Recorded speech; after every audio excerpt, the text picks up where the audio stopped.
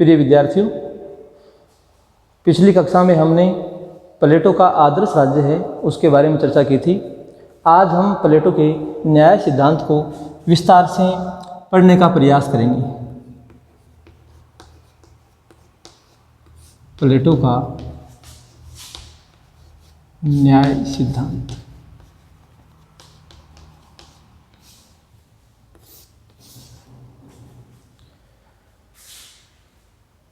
प्लेटो के न्याय सिद्धांत को समझने के लिए हमें प्लेटोवादी न्याय की जो अवधारणा है, प्लेटोवादी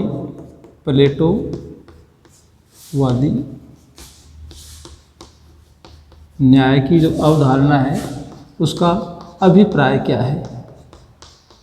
जिन बिंदुओं के अंतर्गत हम प्लेटो के न्याय सिद्धांत को जानने का प्रयास करेंगे वो बिंदु इस प्रकार से हैं। पहला, प्लेटोवादी न्याय, उसका अभिप्राय। दूसरा, तत्कालीन समय में, प्लेटो के समय में जो न्याय के प्रचलित सिद्धांत थे, प्रचलित सिद्धांत,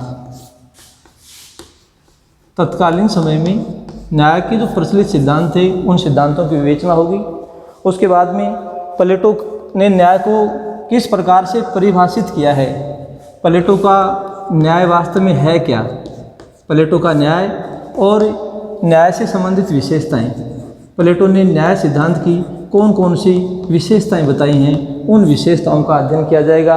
उसके बाद में प्लेटो के सिद्धांत की वर्तमान समय में विद्वानों ने जो आलोचना की है उस आलोचना का अध्ययन किया जाएगा, उन आलोचनाओं को पढ़ा जाएगा।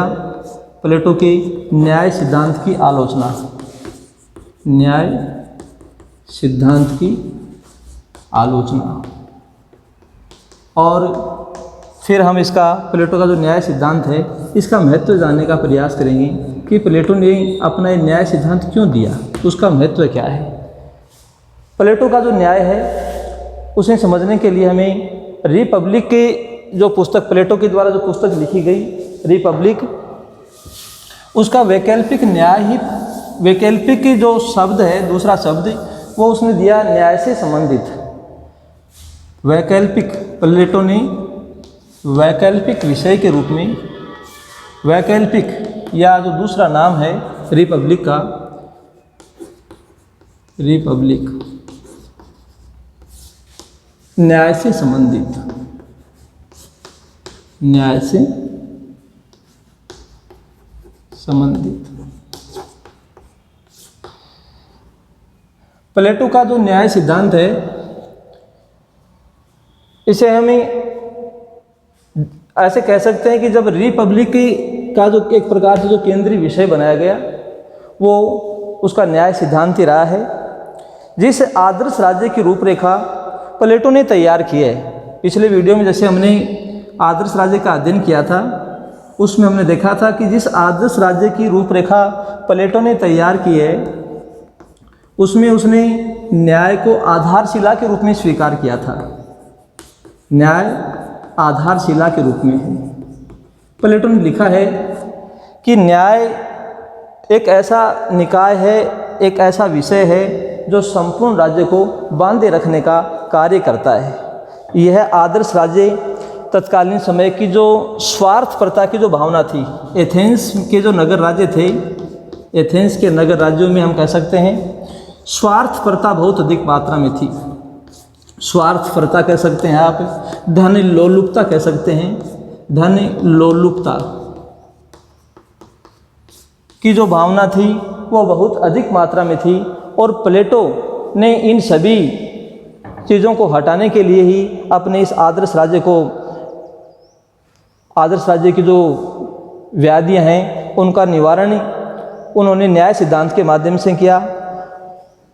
प्लेटो आत्म संयम राज्य की स्थापना करना चाहता था। वह चाहता था कि उसका राज्य एक ऐसे न्याय सिद्धांत पर आधारित हो जो राज्य को एकता प्रदान करे।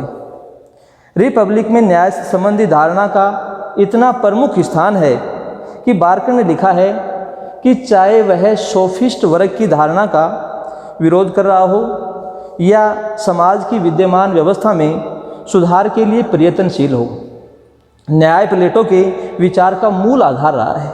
तो बार्कर महोदय ने भी ऐसा मान लिया है बारकर का जो दृष्टिकोण है, बारकर का जो विचार है, वो देखिए कि न्याय क्या है, प्लेटो के विचार का एक प्रकार से मूल आधार रहा है। इसी प्रकार से इवन स्टीन जैसे विचारक हैं, उन्होंने भी स्वीकार किया है कि प्लेटो के न्याय संबंधी विवेचन में उसके राजनीतिक दर्शन के समस्त तत्व सम्मिलित हैं। संपूर्ण राजनीतिक जो उसकी विवेचना है, प्लेटो का जो राजनीतिक दर्शन है, उसका एक प्रकार से इब्न स्टीन ये कहना चाहता है कि जो समस्त तत्व सम्मिलित हैं, राजनीतिक दर्शन के सभी तत्व इसमें सम्मिलित हैं। इसी प्रकार गैटेल ने माना है कि न्याय की धारणा प्लेटो के राजनीतिक दर्शन की पराकाष्ठा है। एक प्रकार से चरम बिंदु है। रिपब्लिक का प्रारंभ और अंत न्याय सिद्धांत से होता है। न्याय की स्थापना हेतु वह आदर्श राज्य की व्यवस्था करता है, साम्यवाद के सिद्धांत का प्रतिपादन करता है और एक नई शिक्षा योजना के द्वारा मनुष्य को आत्मज्ञान की शिक्षा देकर न्यायी बनाना चाहता है। इसी कारण बारकर ने न्याय के प्लेटो के सिद्धांत का केंद्र और उसकी रिपब्लिक का मूल पाठ कहा है। संक्षेप में, रिपब्लिक का आधारभूत विषय न्याय सिद्धांतों की प्रकृति एवं स्वभाव का अन्वेषण है। इसका तात्पर्य ये हुआ कि तत्कालीन समय की जो बुराइयां थी, उन बुराइयों से एथेंस में जो बुराइयां फैल गई थी, उन बुराइयों का अपने न्याय सिद्धांत के माध्यम से प्लेटो उन्हें समाप्त करना चाहता था। अब हम इसे बिंदुवार पढ़ने का प्रयास करेंगे। प्लेटोवादी न्याय अवधारणा से अभिप्राय। न्याय, प्लेटो का जो न्याय है वो क्या है, न्याय की अवधारणा क्या है। सबसे पहला प्रश्न, प्लेटो हमारे सामने ये प्रस्तुत करता है कि न्याय क्या है, न्याय क्या है और इसका अधिवास कहाँ है, इसका अधिवास कहाँ है, निवास स्थान कहाँ पर है, न्याय क्या है। प्लेटो ने रिपब्लिक में लिखा है कि प्रत्येक व्यक्ति अपना कार्य करे, दूसरे के कार्य में हस्तक्षेप न करे। ये क्या है, ये न्याय है। प्रत्येक व्यक्ति को अपना कार्य करना चाहिए, प्रत्येक वर्ग को अपना कार्य करना चाहिए, उसे हस्तक्षेप नहीं करना चाहिए। प्रकृति प्रदत्त जो गुण व्यक्ति में है, उन गुणों का वो पालन करे।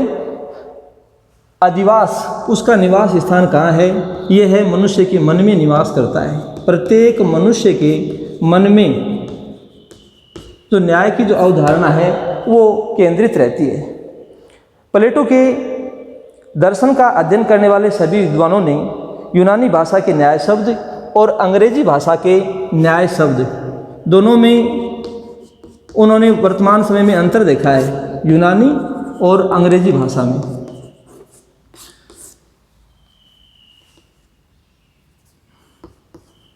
फॉस्टर जैसे विद्वान ने इसे समझाया कि न्याय शब्द ग्रीक शब्द डिकियोसिन,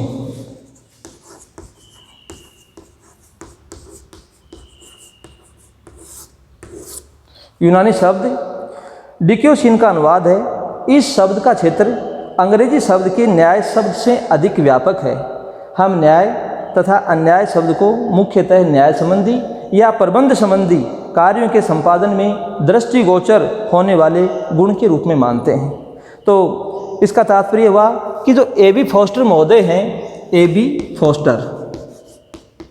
फॉस्टर महोदय डिकियोसिन के माध्यम से ये समझाने का प्रयास करते हैं कि न्याय और अन्याय जो मुख्यतः है प्रबंध संबंधी जो शब्द हैं, या फिर न्याय या अन्याय के दृष्टिकोण में जिन शब्दों को देखा जाता है, वो केवल हम कह सकते हैं कि वर्तमान समय के हिसाब से एक बाह्य योजना को ही हमारे सामने रख पाते हैं। इसी प्रकार से मैक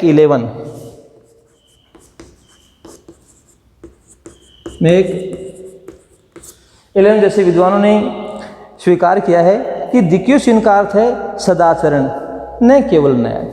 सदाचरण को माना है। मैक 11 हम कह सकते हैं सदाचरण, सद आचरण को इन्होंने डिकियोसिन का अर्थ सदाचरण, न केवल न्याय। न्याय अपने में मनुष्य के समस्त कर्तव्यों को अंतर्निहित किए हुए है। वास्तव में इसके न्याय में, जैसा कि आगे चलकर अरस्तु ने कहा है कि दूसरों के साथ व्यवहार में प्रदर्शित समस्त सद्गुण सम्मिलित है। मैकिलियन का जो मानना है कि आगे चलकर देखो, अरस्तु ने, जब हम अरस्तु को पढ़ेंगे तब देखेंगे अरस्तु ने क्या कहा था कि विवेकी होना एक अलग बात है और उस विवेक का समाज के हित में प्रयोग करना एक दूसरी बात है। तो जब तक कि जो विवेक है उसका प्रयोग, जो सद्गुण है उनका प्रयोग दूसरों के हित में नहीं किया जाएगा, तब तक न्याय नहीं है। प्लेटो के जो न्याय संबंधी दृष्टिकोण को मैकिलियन जैसे विद्वान हैं उन्होंने इस प्रकार से समझाने का प्रयत्न किया। फिर हम देखते हैं बार्कर का दृष्टिकोण। प्लेटो की न्याय संबंधी अवधारणा में बार्कर का जो दृष्टिकोण रहा, बार्कर का जो विचार रहा कि प्लेटो का न्याय एक कानूनी विषय नहीं है, न ही यह कानूनी अधिकारों एवं कर्तव्यों की बाह्य योजना से संबंधित है, यह कानूनीपन के क्षेत्र में नहीं आता, अपितु इसका संबंध सामाजिक नैतिकता से है। बार्कर मानता है यह क्या है, एक प्रकार से सामाजिक नैतिकता है, सामाजिक नैतिकता का पुट है, सामाजिक नैतिकता का समावेश है। मनुष्य अपने सभी कर्तव्यों का पूरा पालन करे जिनका पालन समाज की प्रयोजनों की दृष्टि से किया जाना आवश्यक है। प्लेटो ने अपने न्याय के क्षेत्र में, अपने न्याय सिद्धांत में न्याय के विचारों में से सम्मिलित किया है। समाज और राज्य अपनी आवश्यकताओं तथा व्यक्ति की योग्यताओं के अनुसार उनके कुछ कर्तव्यों और धर्मों का निर्धारण करते हैं, इनका यथावत पालन ही न्याय है। प्रत्येक व्यक्ति अपने स्वधर्म का पालन करे। देखो भारतीय दर्शन में भी क्या है, स्वधर्म पालन को क्या स्वीकार किया गया है, न्याय माना गया। स्वधर्म पालन की जो अवधारणा है उसे न्याय के रूप में स्वीकार किया गया है। तो भारतीय परिभाषा के अनुसार भी हमने देखा, संक्षेप में प्लेटो के न्याय में मानव के नैतिक जीवन और उसके समस्त जितने भी कर्तव्य उनका समावेश है, जबकि आधुनिक युग के न्यायाधीश जो वर्तमान समय में जिस न्याय को देखते हैं उसका अर्थ केवल कानून से लिया जाता है। तो हमने देखा कि प्लेटोवादी न्याय है वो वास्तव में न्याय को किस प्रकार से प्लेटो ने परिभाषित करने का प्रयास किया, प्लेटोवादी न्याय का क्या अभिप्राय है, और विभिन्न विद्वानों ने, बार्कर है, फोस्टर है, इन विद्वानों ने कैसे इसे परिभाषित करने का प्रयत्न किया, हमने जानने का प्रयत्न किया। अब हमें आगे अध्ययन करते हैं कि तत्कालीन समय में न्याय के कौन कौन से सिद्धांत प्रचलन में थे। प्रचलित न्याय के विभिन्न सिद्धांत, प्रचलित न्याय के विभिन्न सिद्धांत। प्लेटो के समय में हम कह सकते हैं संपूर्ण यूनान छोटे छोटे नगर राज्यों में विभक्त था। प्रत्येक व्यक्ति, प्रत्येक वर्ग न्याय को की जो परिभाषा है, न्याय की जो विषय वस्तु है, उसे समझाने में प्राय असमर्थता था। और प्लेटो के समय में जो अवधारणाएं थी, प्रमुख रूप से 3 अवधारणाओं का जिनका हम अब विवेचन कर रहे हैं, इन आधारों पर प्लेटो ने, हम कह सकते हैं, इन तीनों अवधारणाओं का उन्होंने खंडन किया। पहली जो अवधारणा थी तत्कालीन समय में वो थी परंपरावादी सिद्धांत। परंपरावादी सिद्धांत, इस सिद्धांत के प्रतिपादक थे सिफालस और पॉलीमार्कस। पहले परंपरावादी सिद्धांत को पढ़ते हैं। इसके प्रतिपादक थे, प्रतिपादक विद्वान जिन्होंने इसका समर्थन किया, इस सिद्धांत को दिया, प्रतिपादक विद्वान थे इसके सिफालस और दूसरे इनके पुत्र थे पॉलीमार्कस।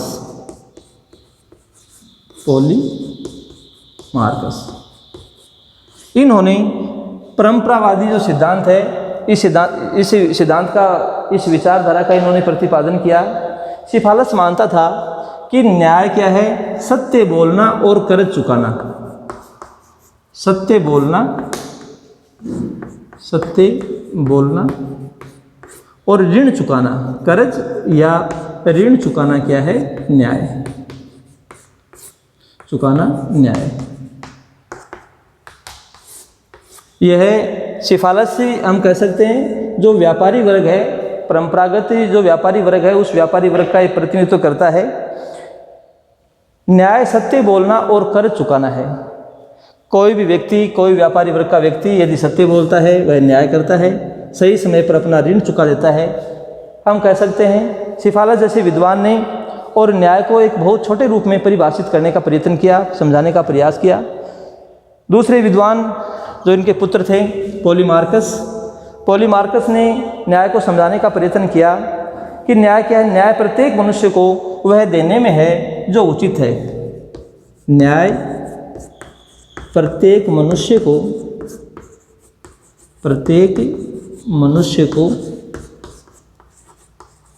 वह देने में है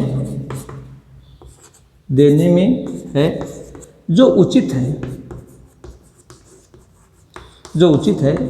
हम इस सिद्धांत को पढ़ते हैं, पॉलीमार्कस के सिद्धांत को, तो इस विचारधारा के आधार पर यह स्पष्ट हो जाता है कि न्याय को पॉलीमार्कस किस रूप में देखता है, एक कला के रूप में परिभाषित करता है। न्याय को क्या मानता है? न्याय एक कला है, न्याय की जो अभिव्यंजना है, न्याय का जो स्वरूप है, उसने एक कला के रूप में परिभाषित करने का प्रयत्न किया। न्याय, इसका अर्थ ये भी निकलता है, पॉलीमार्कस ने अपनी एक व्याख्या में, जैसे न्याय प्रत्येक मनुष्य को देने में जो उचित है, आगे चल करके पॉलीमार्कस ने इस विचारधारा का भी प्रतिपादन किया कि न्याय क्या है? मित्र के प्रति मित्रता और शत्रु के प्रति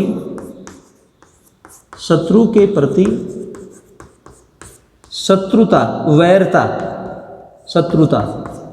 दुश्मनी का जो भाव है वो ही क्या है? न्याय। मित्र के प्रति मित्रता, मित्र की भलाई की जाए और दुश्मन की बुराई की जाए, वही न्याय है। तत्कालीन समय में ये हम कह सकते हैं, प्लेटो के समय में यह अवधारणा प्रचलन में थी और इसका प्रतिपादन विद्वानों के द्वारा किया गया। प्लेटो ने, हम कह सकते हैं, इस विचारधारा का खंडन किया।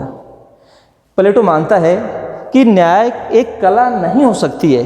प्लेटो के द्वारा परंपरावादी सिद्धांत का खंडन किया गया और प्लेटो ने खंडन किस आधार पर किया है कि यह कला नहीं हो सकती है। कौन?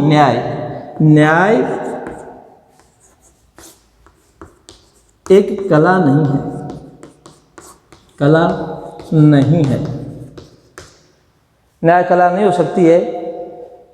प्लेटो ने एक चिकित्सक का उदाहरण दिया है।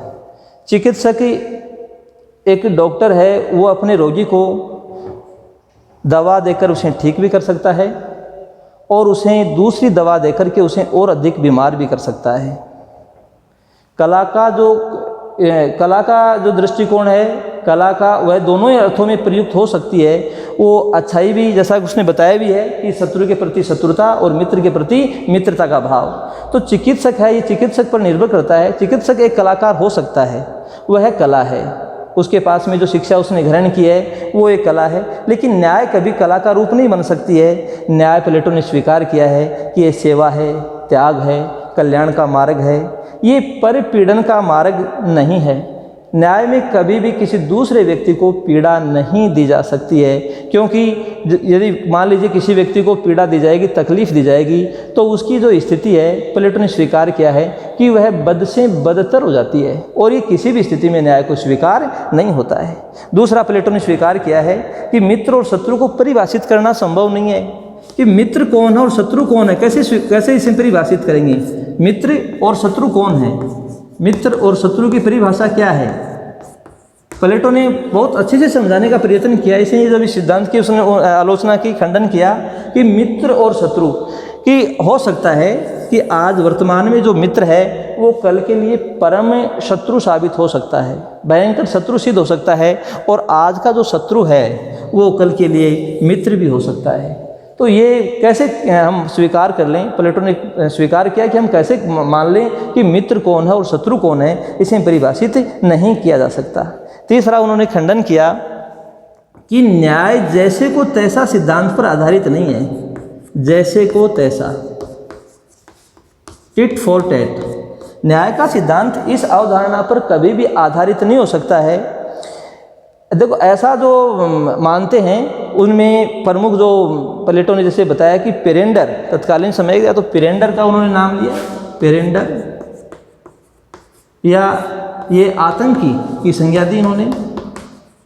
जो न्याय को स्वेच्छाचारिता के रूप में परिभाषित करते हैं, या जेरेक्स ये यूनानी थे, यूनानी शासक, और ये फ्रांस के शासक रहे हैं। इनका जो शासन था वो एक प्रकार से निरंकुश शासन था। तो ये जो न्याय का सिद्धांत है, जैसे को तैसा, ऐसा नहीं हो सकता, न्याय में इसे सम्मिलित नहीं किया जा सकता है।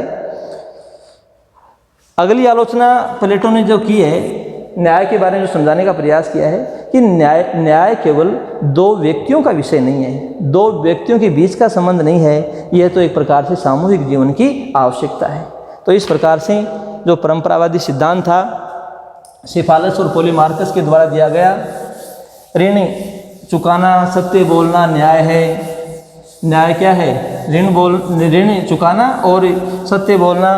दूसरा, मित्र की प्रति मित्रता का भाव और शत्रुता के प्रति शत्रुता का भाव रखना। ऐसा नहीं है, प्लेटो ने इनका खंडन किया। दूसरी विचारधारा उग्रवादी सिद्धांत,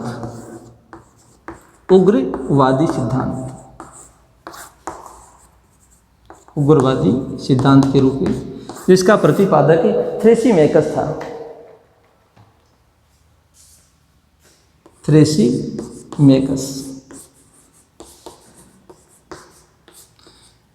थ्रेसीमेकस ने स्वीकार किया न्याय के बारे में कि न्याय शक्तिशाली का हित साधनी न्याय है। शक्तिशाली का हित साधन ही न्याय है। हित साधन ही न्याय है। हित साधन क्या है? न्याय है, शक्तिशाली का। इसका अभिप्राय यह है कि हम और इसकी यदि व्याख्या करें तो क्या है? शक्ति ही सत्य है, शक्ति ही सत्य है। या यूं कहा जाए कि शक्ति क्या है? साध्य है, शक्ति ही साध्य है।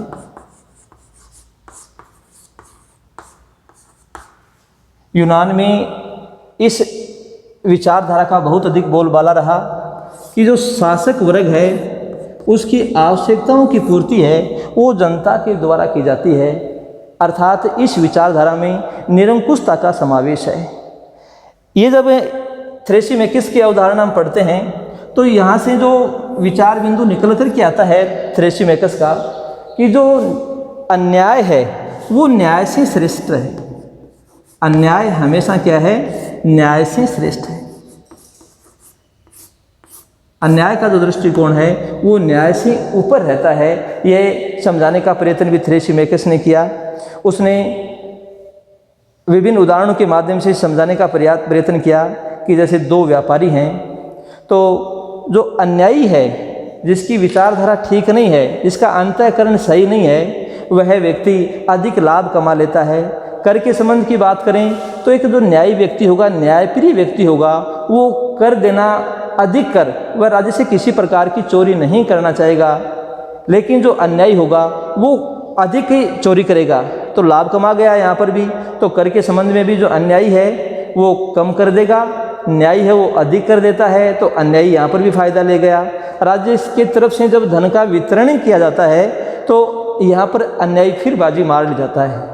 अन्यायी जो व्यक्ति है राज्य के धन में वितरण के संबंध में वह साम दाम भेद दंड येन केन प्रकारेण कैसे भी करके वह अपने पास में अधिक धन को इकट्ठा कर लेता है। जबकि जो ईमानदार व्यक्ति है, न्यायी व्यक्ति है, वो कभी भी ऐसा नहीं चाहेगा कि वह अधिक धन को इकट्ठा करे। जब सरकारी पदों पर आरूढ़ होने की बात आती है तब भी हम देखते हैं कि जो अन्यायी व्यक्ति है वो इसमें हमेशा आगे रहता है। कैसे भी छल कपट दंभ किसी भी प्रकार से वह जो सरकारी पद हैं उन पर प्रतिष्ठित हो जाता है, उनको वह प्राप्त कर लेता है। प्लेटो ने इस उग्रवादी सिद्धांत की जो अवधारणा थी इसका भी उन्होंने खंडन किया। उन्होंने माना कि यदि चिकित्सक जिस प्रकार से रोगी होता है उसके रोग को दूर करता है, एक अध्यापक है वह अच्छी शिक्षा के माध्यम से अपने जो स्टूडेंट्स होते हैं, अपने जो विद्यार्थी होते हैं, उनमें से उनकी जो कमियां हैं उन कमियों को बाहर निकालने का काम करता है। अन्यायी न्याय से कभी भी श्रेष्ठ नहीं हो सकता है। न्यायी व्यक्ति अन्यायी की अपेक्षा अधिक बुद्धिमान, शक्तिशाली और सुखी होता है। प्लेटो के अनुसार प्रत्येक वस्तु का अपना निश्चित कार्य और गुण धर्म होता है। जैसे आँख का काम देखना है, कान का काम सुनना है, इसी प्रकार आत्मा का जो धर्म है वह है उत्तम जीवन की प्राप्ति। प्लेटो मानता है कि जो न्याय का जो गुण है, न्याय का जो धर्म है, न्याय का जो कार्य है वो है उत्तम जीवन को किस प्रकार से प्राप्त किया जा सकता है। देखिए, आनंद और प्रसन्नता ये स्वाभाविक गुण हैं। आनंद और प्रसन्नता ये निसंदेह स्वाभाविक गुण हैं और इन गुणों के माध्यम से ही व्यक्ति अपने जीवन को आसानी से व्यतीत कर सकता है।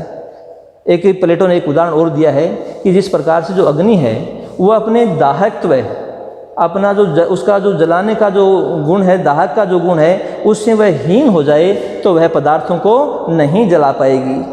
न्याय समष्टि की वस्तु है, वह केवल व्यक्तिगत जीवन तक किसी भी स्थिति में सीमित नहीं रहता है।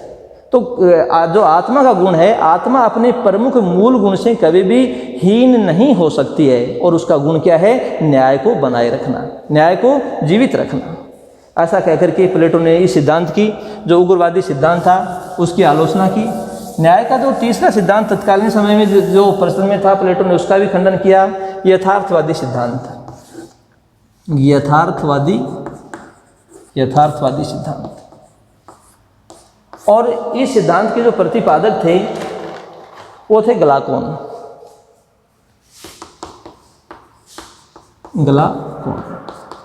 गलाकोन ने क्या लिखा है इसके बारे में कि न्याय भय का शिशु है।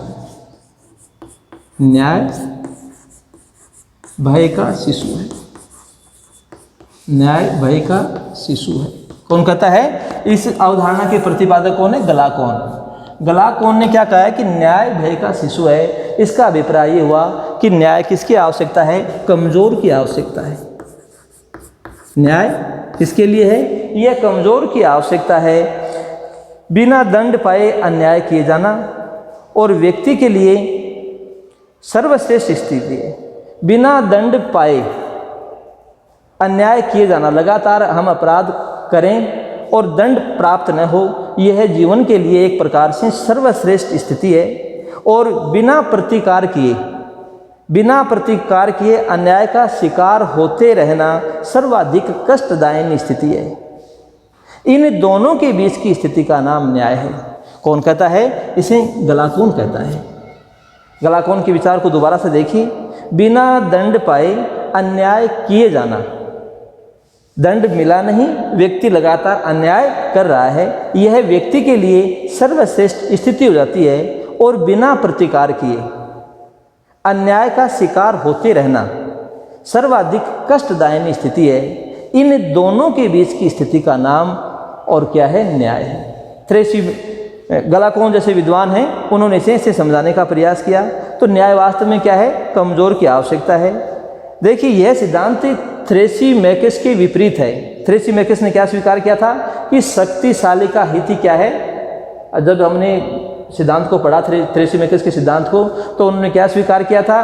थ्रेसीमैकस का मानना रहा कि यह केवल शक्तिशालियों का हित है। शक्तिशाली का हित साधन क्या है? न्याय है। जबकि ये जो गलाकोन है क्या मान के चल रहा है इसे कि न्याय भय का शिशु है।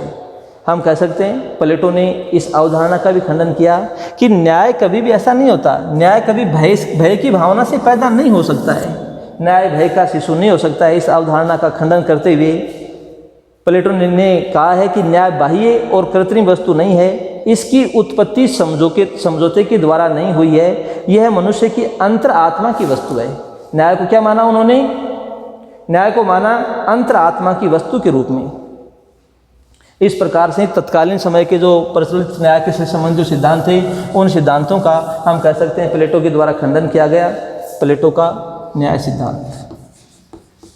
अब हम उसके न्याय सिद्धांत को थोड़ा विस्तार से जानने का प्रयत्न करते हैं कि उसका न्याय सिद्धांत वास्तव में है क्या। जो वर्तमान समय में हम कह सकते हैं जो पाश्चात्य राजनीतिक चिंतन है, उनके सिद्धांतों में, उनके विचारों में प्लेटो का जो न्याय सिद्धांत था उसने आज भी अपनी जगह बना रखी है। उसके पीछे कारण क्या है? प्लेटो ने ऐसा अपने न्याय सिद्धांत में क्या कहा? अब देखिए, हम जानने का प्रयत्न करते हैं। न्याय क्या है? मानव आत्मा की उचित अवस्था। प्लेटो के अनुसार न्याय क्या है? मानवीय जीवन की मानव का जो जीवन है उसकी उचित अवस्था, मानव जीवन की उचित अवस्था और मानवीय स्वभाव की प्राकृतिक मांग है, मानवीय स्वभाव की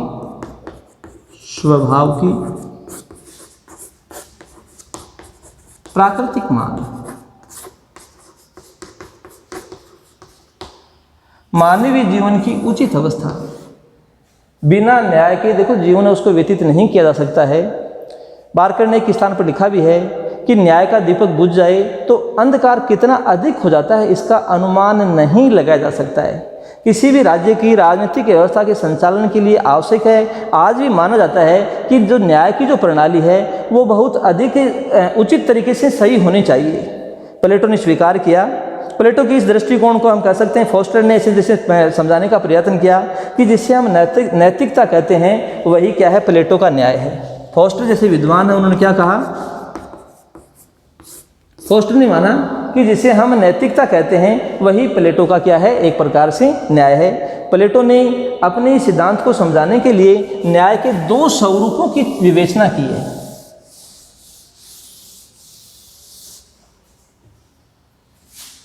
न्याय के प्लेटो ने कितने स्वरूप बताए हैं, न्याय के दो स्वरूपों की विवेचना की है। न्याय के दो स्वरूप, दो स्वरूप कौन कौन से बताए प्लेटो ने न्याय के दो स्वरूपों में? उसने पहला तो बताया है व्यक्तिगत।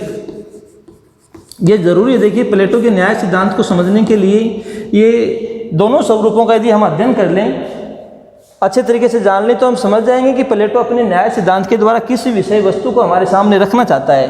पहला तो उसका पक्ष है व्यक्तिगत पक्ष और दूसरा उसका सामाजिक पक्ष, सामाजिक या इसे सामूहिक स्वरूप भी कह सकते हैं, सामाजिक या सामूहिक स्वरूप के रूप में उसने समझाया है।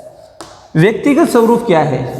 न्याय का व्यक्तिगत स्वरूप, देखिए व्यक्तिगत स्वरूप आत्मा के तीन गुणों के रूप में हम देख, आत्मा के गुण, प्लेटो ने आत्मा के तीन गुण बताए हैं जिनका हमने पहले अध्ययन भी किया है। क्षुधा, दूसरा क्या, साहस और तीसरा विवेक।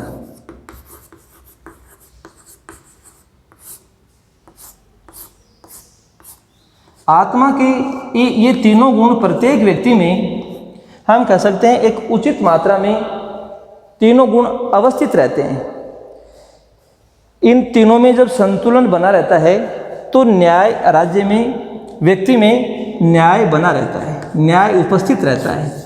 लेकिन जब इनमें असंतुलन हो जाता है तो व्यक्ति में धर्मांधता और कामांधता का विकास होता है। वहाँ राज्य के साथ किसी प्रकार का न्याय नहीं हो सकता है। अपने व्यक्तिगत स्वरूप की जो परिभाषा है, अपने व्यक्तिगत जो दृष्टिकोण है न्याय का, उसमें समझाने के लिए उसने बताया है कि मानव के विचारों में जो क्षुधा, साहस, विवेक प्रत्येक व्यक्ति में तीनों तत्व रहते हैं, उनमें संतुलन रहना जरूरी है। जब तक संतुलन बना रहेगा तब तक न्याय विद्यमान रहता है, और जब यह संतुलन नहीं रह पाता है तब हम कह सकते हैं कि व्यक्ति में धर्मांधता और जो कामांधता है उसका विकास होता है। दूसरा स्वरूप जो उसने बताया है वह है सामाजिक स्वरूप। ये आत्मा के गुणों के आधार पर हम कह सकते हैं राज्य के लिए जो क्षुधा वर्ग की जिसमें प्रधानता रहती है वो होता है उत्पादक वर्ग, जिनमें साहस की प्रधानता रहती है वो होता है सैनिक वर्ग, और जिनमें विवेक की प्रधानता रहती है, विवेक की जिनमें प्रधानता रहती है वो होता है दार्शनिक। ये वर्ग होता है दार्शनिक। बात वही है, व्यक्तिगत स्वरूप किस में बदल जाता है, सामाजिक या सामूहिक स्वरूप में बदल जाता है। प्लेटो ने कहा है कि ठीक उसी प्रकार से है जिस प्रकार से एक छोटा अक्षर और एक जो बड़ा, छोटी संख्या और बड़ी संख्या, छोटा अक्षर और बड़ा अक्षर होता है, बस इसके अलावा कुछ नहीं है। दोनों में अंतर, व्यक्तिगत जो स्वरूप है वो छोटा है और वह जब बड़े रूप में चला जाता है तो वह सामाजिक और स्वरूप में परिणत हो जाता है। राज्य हम कह सकते हैं मानव का जो विराट रूप है वो राज्य में परिणत हो जाता है। तो राज्य में न्याय को स्पष्ट रूप से परिलक्षित किया जा सकता है। राज्य में न्याय है अथवा नहीं है, इस स्वरूप से यदि वह सही तरीके से समझ में नहीं आता है तो उसका व्यापक विशद वर्णन प्लेटो ने सामाजिक स्वरूप के साथ में किया है। न्याय क्या है? और इसका अधिवास कहाँ पर है, ये हमने बताने का प्रयत्न किया था। तो न्याय क्या है? अपने कर्तव्य का पालन करना, जिसमें शासक वर्ग है वो निस्वार्थ भाव से शासन करते हैं, और जो सैनिक हैं वो सुरक्षा की जिम्मेदारी लेते हैं, दार्शनिक हैं जो उत्पादक हैं वो क्या करते हैं? उत्पादन का कार्य करते हैं। तो दार्शनिक अच्छे तरीके से शासन करें, सैनिक सुरक्षा की भावना हो उनमें राज्य के लिए, और उत्पादक वर्ग है वो उत्पादन का कार्य करें, तो राज्य में अपने आप ही न्याय हो जाता है। प्रत्येक व्यक्ति को, प्लेटो ने लिखा है कि प्रत्येक व्यक्ति को योग्यता के अनुसार कार्य सौंपे जाएं, जिनका वह कर्तव्य निष्ठा और ईमानदारी से पालन कर सके। अपनी मूल प्रवृत्तियों के अनुसार ही कार्य करे। प्लेटो का जो न्याय सिद्धांत है वो उसने अपने न्याय सिद्धांत में समझाने का कार्य किया। अब हम जानते हैं प्लेटो के न्याय सिद्धांत की विशेषताएं कौन कौन सी हैं। न्याय सिद्धांत की विशेषताओं में प्लेटो ने जिस बात को प्रमुखता से रखा, विशेषताएं, न्याय सिद्धांत की विशेषताएं कौन कौन सी हैं?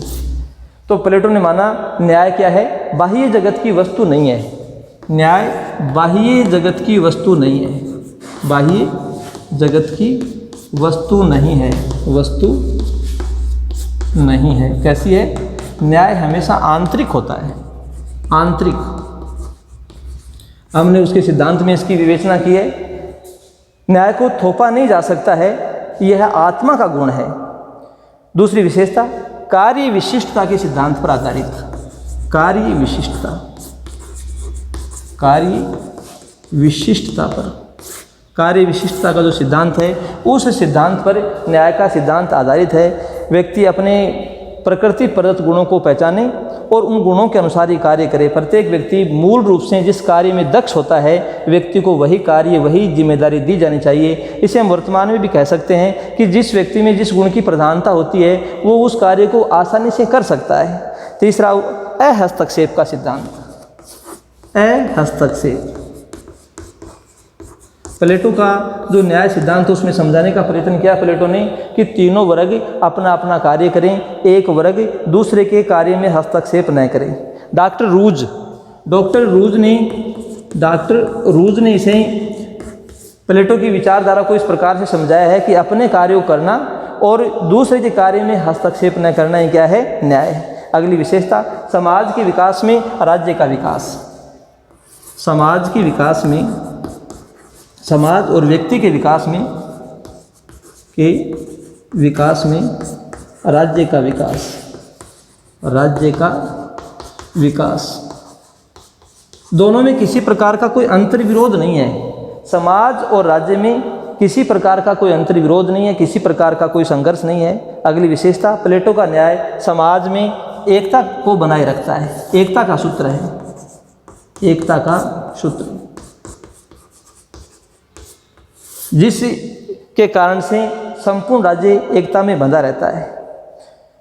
प्लेटो के न्याय सिद्धांत की विशेषताओं के बाद में हम इसकी आलोचनाओं पर प्रकाश डालते हैं। वर्तमान समय में प्लेटो के न्याय सिद्धांत की आलोचना की जाती है। आलोचना के प्रमुख बिंदु हैं कि देखो, वर्तमान समय में न्याय को क्या माना जाता है? एक कानूनी विषय है, कानूनी विषय। प्लेटो ने इसे कानूनी विषय के रूप में नहीं देखा है। वर्तमान समय में हम कह सकते हैं कि यह कानूनी न्याय का जो अभिप्राय ले जाता है वो क्या है? एक कानूनी विषय है। वर्तमान प्लेटो ने जो न्याय का देखा था वो एक आत्मा का गुण उसने स्वीकार किया। अगली आलोचना हम देखते हैं कि व्यक्ति को क्या कर दिया इसने? व्यक्ति को राज्य के अधीनस्थ कर दिया। व्यक्ति को राज्य के अधीनस्थ कर दिया गया, अधीन कर दिया गया, अधीनस्थ कर दिया गया। ये भी हम कह सकते हैं कि आलोचना का प्रमुख विषय रहा। प्रजातंत्र विरोधी, प्रजातंत्र विरोधी एक बहुत बड़ा वर्ग इससे सेवाओं से वंचित रह जाता है। सबसे बड़ा वर्ग राज्य का जो उत्पादक वर्ग, और वही सेवा से वंचित रह गया, अधिकारों से वंचित रह गया। जेनोफोन और जॉन बावले, जेनोफोन और जॉन बावले ने इसकी आलोचना करते हुए कहा है कि व्यक्ति अपनी इच्छा से वर्ग नहीं बदल सकता। व्यक्ति चाहकर के भी अपनी इच्छा से वर्ग नहीं बदल सकता है। प्लेटो की न्याय सिद्धांत की आलोचना में और जो आलोचनाएं की गई हैं, विरोधाभास, ये विरोधाभासी सिद्धांत से युक्त है। हस्तक्षेप न करे, एक वर्ग हस्तक्षेप न करे दूसरे कार्य में, लेकिन हम देखते हैं कि जो दार्शनिक है वो हस्तक्षेप ही नहीं, कठोर नियंत्रण भी रखते हैं। यहाँ पर प्लेटो के न्याय सिद्धांत में अधिकार और दंड की जो व्यवस्था है उसका भी अभाव है। कहीं पर भी प्लेटो ने, हम कह सकते हैं, अपने न्याय सिद्धांत में अधिकार और दंड की चर्चा नहीं की है। पॉपर जैसे विद्वान हैं, उन्होंने लिखा है कि प्लेटो के न्याय में सर्वसत्ताधिकार के बीच छुपे हुए हैं। पॉपर ने क्या कहा? सर्वसत्ताधिकार, सर्वसत्ताधिकार, क्योंकि सारा का सारा कार्य किसे दे दिया गया? दार्शनिक शासक को दे दिया गया। तो पॉपर ने सर्वसत्ताधिकार के बीच छुपे हुए हैं ऐसा कहकर के इसकी आलोचना की है। ये कार्य विशेषीकरण का जो सिद्धांत है वो हम कह सकते हैं एक प्रकार से अनुचित है, क्योंकि व्यक्ति को शिक्षा दे करके और उसे ऐसा बनाया जा सकता है वह दूसरे वर्ग के कार्यों को आसानी से कर सकता है। लेकिन प्लेटो ने, हम कह सकते हैं, व्यक्ति के लिए इस प्रकार की क्या आक्षेप लगा दिए गए हैं, व्यक्ति का जो सर्वांगीण विकास है वो इससे संभव नहीं हो सकता है। गुणों के निर्धारण का भी प्लेटो ने कोई ठोस आधार नहीं माना। उसने ये तो कह दिया कि आत्मा के 3 गुण हैं, अपने अपने गुणों के आधार पर और व्यक्ति को कार्य करना चाहिए। लेकिन ये व्यक्ति अपने अंतर्निहित गुण किस प्रकार के हैं उन्हें कैसे पहचान पाएगा? वर्तमान राज्यों पर भी इसे लागू नहीं किया जा सकता। देखिए, ये भी इसकी आलोचना का बिंदु हो सकता है कि वर्तमान राज्यों पर लागू नहीं हो सकता। तत्कालीन समय में आपको पता है कि यूनानी नगर राज्य क्या थे? बहुत छोटे छोटे थे, उनकी जनसंख्या भी कम हुआ करती थी, तो वर्ग ही आसानी से बनाए जा सकते थे। वर्तमान समय में जो राष्ट्रीय राज्य हैं उनमें इस सिद्धांत को लागू नहीं किया जा सकता है। समाज में एकता नहीं, वर्गीय आधार पर बिखराव हो जाता है। एकता की, वो तो कहता है कि राज्य में एकता, न्याय क्या है? राज्य को एकता के सूत्र में बांधे रखता है। लेकिन उसने जब वर्गों का निर्धारण किया है तो वर्गीय आधार पर बिखराव है, बिखराव होने की संभावना है, राज्य में एकता संभव नहीं हो सकती है। अब अंत में हम देखते हैं इस सिद्धांत की उपयोगिता क्या है। प्लेटो का जो न्याय सिद्धांत है उसकी उपयोगिता क्या है? तो उपयोगिता का आधार हम कह सकते हैं कि आलोचनाओं के बावजूद, उपयोगिता क्या है इस सिद्धांत की? आलोचनाओं के बावजूद हम कह सकते हैं कि इस सिद्धांत का बड़ा व्यापक महत्व है। तत्कालीन समय में जो यूनान की परिस्थितियां थी, उसका जो समय था, उसमें एथेंस में एकता, सामंजस्य ये बिल्कुल भी नहीं था। नागरिकों में पर्याप्त रूप से टकराहट की स्थिति थी, राज्य में विखंडन का दौर लगातार जारी था। तो ये व्यवस्था की दृष्टि से विशेष उपयोगी रहा है। भले आज हम कह सकते हैं इसकी आलोचना की जा सकती है, आलोचना हमने की भी है, लेकिन प्लेटो ने अपने तत्कालीन समय के हिसाब से, तत्कालीन परिस्थितियों के हिसाब से इस सिद्धांत को सुंदर तरीके से, एक व्यवस्थित तरीके से और समझाने का प्रयत्न किया है।